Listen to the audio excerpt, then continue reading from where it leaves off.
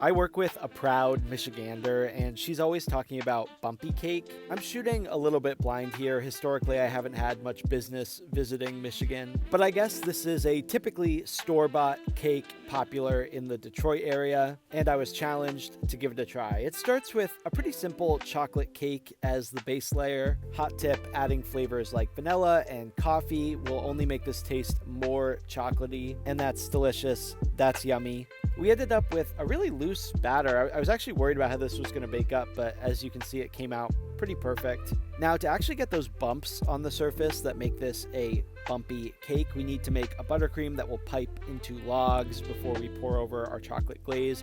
I'm sure that Sanders, who makes the original bumpy cake, are not using an Italian meringue buttercream, but I couldn't resist whipping out this technique. You just get a buttercream that's a lot less sweet, significantly more stable than an American-style buttercream, and we'll just pipe that into relatively even logs across the surface. Now, this is where things get dicey.